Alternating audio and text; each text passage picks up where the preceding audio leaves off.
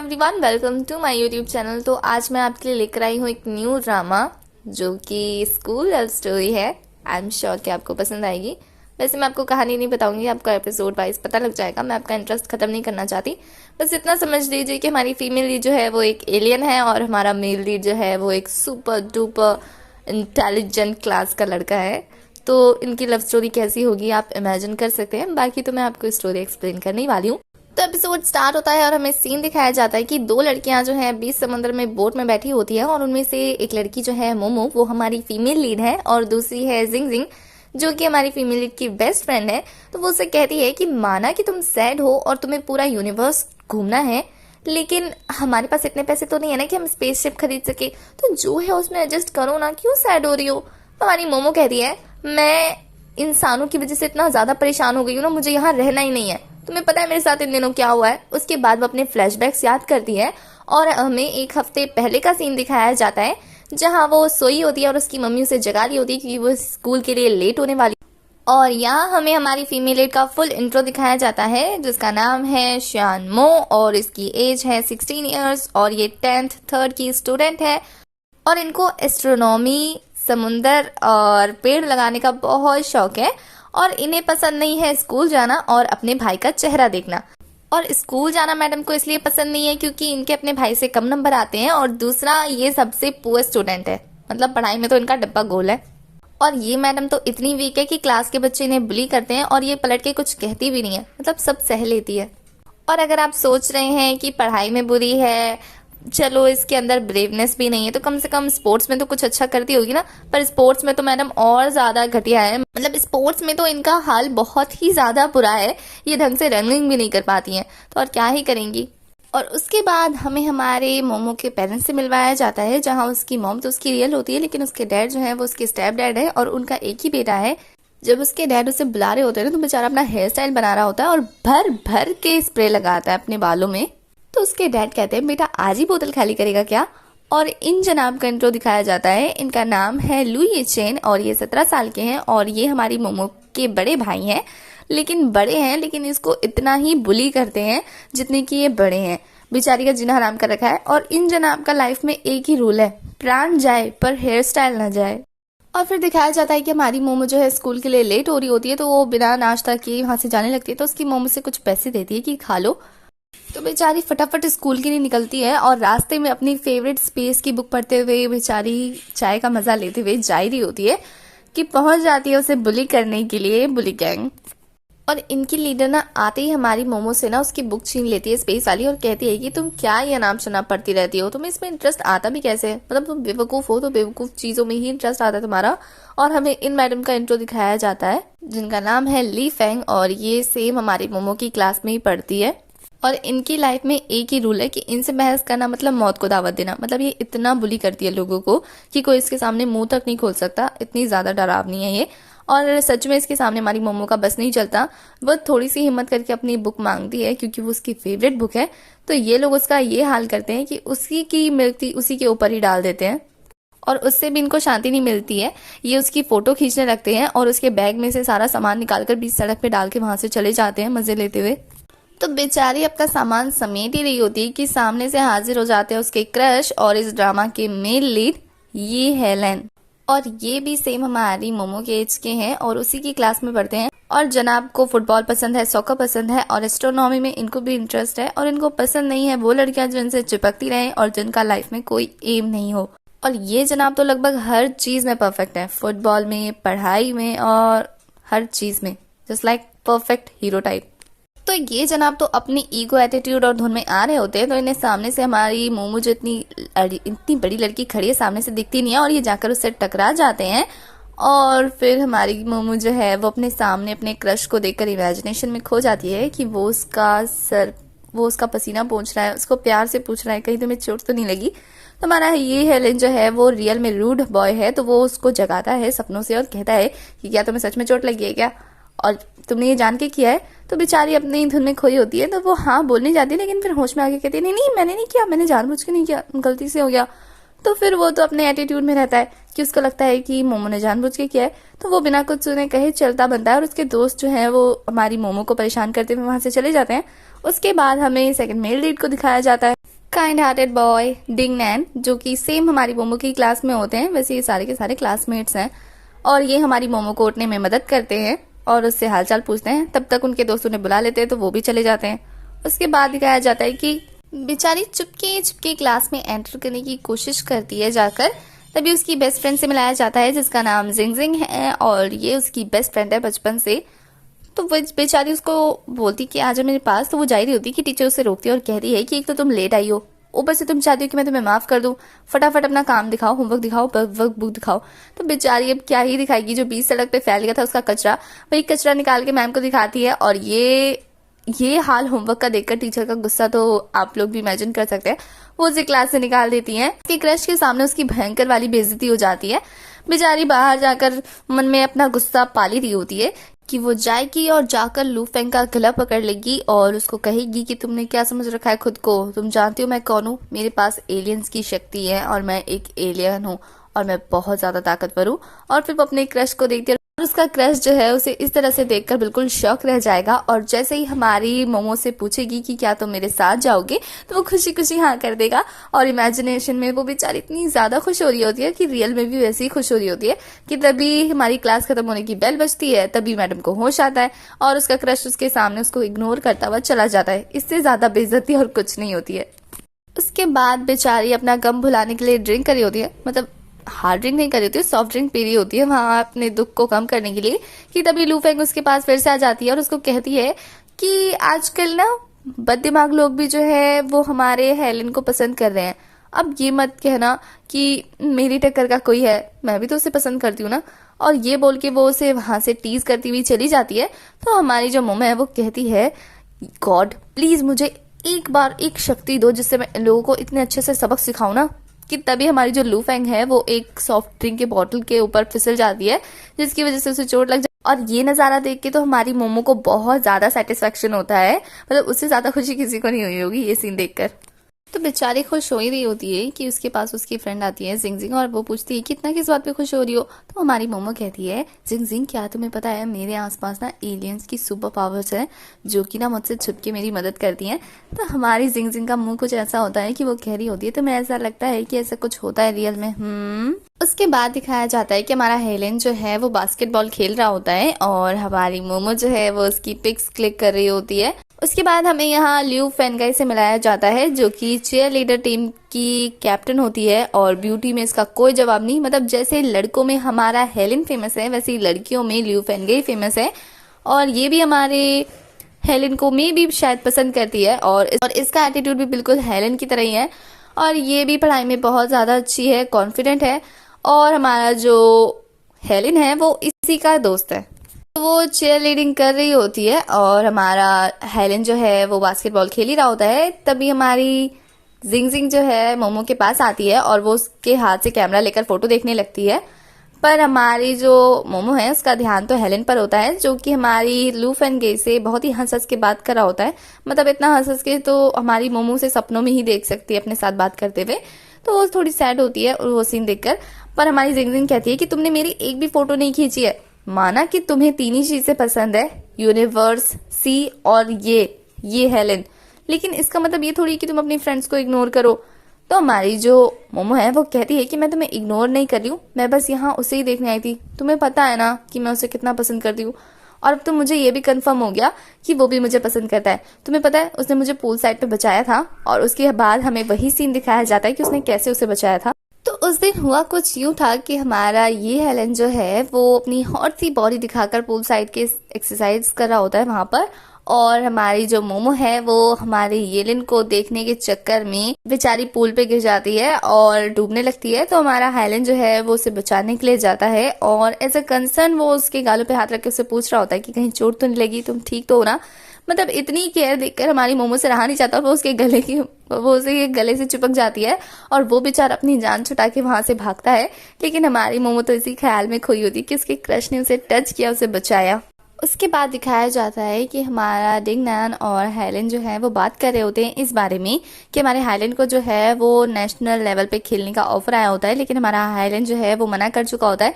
तो डिंग नैन जो है उसे उसी बारे में समझा रहा होता है कि उसे जाना चाहिए और वो इतना अच्छा खेलता है, उसे नेशनल लेवल पे, एशियन लेवल पे खेलना चाहिए, वर्ल्ड कप लाना चाहिए। तो ऐसे समझा रहा होता है उसे, और साथ में वो लोग शॉपिंग भी कर रहे होते हैं। और हेलन जो है सोच रहा होता है कि उसके डैड ने उसे बोला होता है खेलने के लिए, क्योंकि उसके डैड को सिर्फ पैसों से मतलब होता है और किसी चीज से नहीं। पर हमारा हेलन जो है वो अपनी मॉम के मरने का जो जिम्मेदार है वो अपने डैड को मानता है, तो वो उनकी बातें नहीं मानना चाहता है और इस वजह से उसके अपने डैड से नहीं बनती है। तो यही रीजन होता है उस मैच ना खेलने का। तो वो लोग सडनली पीछे मुड़ के देखते हैं तो वहां हमारी मोमो खड़ी होती है, जिसे देखकर हमारा हेलन कहता है कि तुम यहाँ क्या कर रही हो, तुम हमारा पीछा कर रही हो ना। हमारी मोमो जो है वो कहती है नहीं मैं तुम्हारा पीछा नहीं करी हूँ, मैं तो सामान खरीदने आई थी। हमारा जो हेलन है वो कहता है कि मेंस सॉक्स खरीदने आई थी। वो अपने हाथ में मेंस सॉक्स देखकर एम्बेरस्ड हो जाती है और वहां पे तहलका मचाते हुए वहां से चली जाती है। उसके बाद क्लास का सीन दिखाया जाता है जहां हमारी टीचर जो है वो सबके सर पे बम फोड़ती है और कहती है कि इस बार का जो क्लास डिवीजन होगा वो क्लास टेस्ट के नंबर के बेसिस पे होगा। और ये खबर सुनते ही तो हमारे मोमो के पैरों तले जमीन खिसक जाती है और वो अपने क्रश को देखने लगती है और सोचती है कि क्या उसका अब उसके साथ बैठना हो पाएगा। उसके बाद दिखाया जाता है कि ये हेलन जो है अपने दोस्तों के साथ बैठा होता है और वहीं हमारी जो फैंग है वो सबको कहती है कि फैंगाई और हेलन जो है वो सेम क्लास में जा सकते हैं, क्योंकि उन दोनों की स्टडी लेवल सेम है और उसका भी बहुत मन होता है उनके साथ सेम क्लास में जाने का। तो हमारा डिग्नैन कहता है कि तुम दोनों तो इतने ज्यादा स्मार्ट हो ना कि बिना कुछ करे ही पहुंच जाओगे। तो हमारी जो फैंग है वो कहती है चलो इसी बहाने से एक चीज तो अच्छी होगी कि तुम्हारा उस मोमो से पीछा छूट जाएगा, जो कि 24 घंटे हमारे हेलन का पीछा करती रहती है। इनफैक्ट उसके डैड के सामने भी उसका पीछा करती रहती है, उसको थोड़ी सी भी शर्म नहीं है। वो सारा दिन बेवकूफों की तरह खाली उल्लू की तरह उसके पीछे पीछे घूमती है और ये सारी बातें हमारी मोमो सुन लेती है, लेकिन फिर भी उसको कुछ खास बुरा नहीं लगता है। मे भी शायद उसको आदत पड़ गई ये सारी चीजें सुन सुन के। बाद हमारे हेलन को दिखाया जाता है जो कि एक बच्चे का फुटबॉल उसे वापस कर रहा होता है और उसकी मॉम उसकी केयर कर रही होती है। तो ये देखकर उसे अपनी मॉम की याद आती है, मतलब उसकी मॉम नहीं है तो वो उन्हें मिस कर रहा होता है। दूसरी साइड हमारी मोमो जो है वो फैमिली के साथ बैठकर डिनर करी होती है। मे भी शायद उसके डैड का प्रमोशन हो गया होता है, तो वो अपने बच्चों से कहते हैं कि तुम लोगों को जो भी गिफ्ट चाहिए ना वो मुझसे मांग लो। तो उसका भाई जो है फिर से अपने हेयर स्टाइल की चीजें मांगता है, जिसे उसके डैड उसे हाँ कर देते हैं। और हमारी जो मोमो है वो एक ट्यूशन टीचर की बात करती है, क्योंकि उसे ही हेलन सेम क्लास में जाना होता है इसलिए। तो उसके डैड मान जाते हैं, तो उसका भाई कहता है कि उसको इतना महंगा चीज और मुझे इतना सस्ता, वैसे भी इतनी डम है कि सारा दिन खाली एलियन फोर्सेस के बारे में बात करती है जो कि इस दुनिया में है ही नहीं। ये इतनी स्टूपिड कैसे हो सकती है कि जो चीजें एग्जिस्ट ही नहीं करती है उनके बारे में सारा दिन बकवास करती रहती है और खाली लड़कों को ताड़ती रहती है। तो ये बात सुन के हमारी मोमो को गुस्सा आ जाता है और वो जाकर एक धर देती है अपने भाई के और वो उसे धक्का मार देता है, जिसकी वजह से उसे चोट लग जाती है। और उसकी मॉम जो है उसे ही शांत होने के लिए कहती है, तो वो गुस्से में वहां से चली जाती है। और उसके डैड जो है वो यूचैन पे गुस्सा कर रहे होते हैं कि वो अपनी बहन के साथ ऐसा कैसे कर सकता है, तो वो भी गुस्से में वहां से चला जाता है। दोनों भाई बहन के नखरे एक जैसे हैं। और इस इंसिडेंट के बाद हमारी मोमो जो है पहुंच जाती है अपने कमरे में और वहां से निकालती है अपना पिटारा, जहां उसने एलियंस की बहुत सारी कलेक्शन करके रखी होती है। और उन कलेक्शंस को देख के वो रोती है और कहती है मोमो तुम्हें रोने की जरूरत नहीं है और एलियंस पावर्स तुम्हें भी रोने की जरूरत नहीं है। मुझे पता है कि तुम मुझसे बहुत बहुत बहुत दूर कहीं तारों के बीच में हो, लेकिन तुम एग्जिस्ट करते हो और ये बेवकूफ इंसान तुम्हें नहीं पहचानते हैं। मुझे पता है एक दिन तुम मुझे ढूंढ लोगे और मुझ तक पहुंचकर इन लोगों को दिखा दोगे कि तुम एग्जिस्ट करते हो। और ये बोल के बेचारी सैड हो जाती है बहुत ज्यादा। उसके बाद 2 दिन बाद का सीन दिखाया जाता है जहां जिंग जिंग और मोमो जो है वो स्कूल रेडियो स्टेशन पे अनाउंस कर रहे होते हैं, अपना शो कंप्लीट कर रहे होते हैं। तो वो गाना ऑन करके बात करने लगती है, लेकिन वो माइक्रोफोन ऑन कर देती है, जिसके बाद वो दोनों सहेलियां आपस में बात करने लगती है। और हमारी मोमो जो है वो हाइलैंड को प्रपोज करने के बारे में बात कर रही होती है और उसको इनडायरेक्टली वहां पे प्रपोज भी कर देती है। और उनकी ये बातें जो है पूरे का पूरा स्कूल सुन रहा होता है, साथ में हाइलैंड भी सुन रहा होता है और वो तो उसकी बातों को इग्नोर कर रहा होता है, लेकिन सारे बच्चे उसकी इस हरकत पे हंस रहे होते हैं। और फिर जब हमारी जिंग जिंग को कॉल आता है कि उसने माइक्रोफोन ऑन रखा है, तो बेचारी शर्मिंदा हो जाती है और हमारी मोमो का तो पोपट हो जाता है बिल्कुल भयंकर वाला। और यहाँ हमारा हाइलैंड जो है वो फैंगाई को बोल देता है कि उसके प्रपोजल का मुझ पे कोई असर नहीं हुआ, आप जस्ट अवॉइड करो, वो बेवकूफ है, उसको सीरियसली लेने की जरूरत नहीं है। पर हमारी फैंगाई जो है मेरे ख्याल से उसने उसको थोड़ा सा सीरियसली लिया है, तो वो होमवर्क का बहाना करके वहां से चली जाती है। और हाइलैंड भी उसको बेवकूफ बोलता हुआ वहां से चला जाता है, मतलब उसको भी कुछ खास इंटरेस्ट नहीं होता उसकी बातों में। दूसरी तरफ दिखाया जाता है कि हमारी मोमो जो है वो सैड बैठी होती है और जिंग जिंग जो है उसे आइडिया देती है कि जाके डायरेक्ट हाइलैंड से बात करो और उसको प्रपोज कर दो। पर हमारी मोमो कहती है कि मैं उसके सामने कैसे जाऊंगी, मुझे तो इतनी शर्म आ रही है और वैसे भी मेरे अंदर इतनी हिम्मत नहीं है। तो हमारी जिंग जिंग कहती है वैसे भी तो तुम्हें स्कूल में जाके उससे मिलना ही है ना, तो इससे अच्छा है कि जाके बात खत्म कर दो, उसको डायरेक्टली प्रपोज कर दो। तो ऐसा लगता है कि जैसे हमारी मोमो को ये आइडिया बहुत ज्यादा अच्छा लगा और वो स्माइल करने लगती है। उसके बाद दूसरी तरफ दिखाया जाता है कि हमारा हाइलैंड जो है वो गेम खेल रहा होता है, वीडियो गेम, और वो पहुंच जाती है उसे परेशान करने के लिए और फिर उसे अपना एस्ट्रोनॉमी का कलेक्शन दिखाकर कहती है कि हम दोनों को एस्ट्रोनॉमी पसंद है, और कहती है कि तुम्हारी हाइट 185 सेंटीमीटर है, मेरी 165 सेंटीमीटर है और ये कपल बनने के लिए बहुत ही अच्छी हाइट है। वैसे मैं फेंगनी जैसी स्मार्ट तो नहीं हूँ, लेकिन हाँ मैं कोशिश कर सकती हूँ अगर तुम चाहो तो।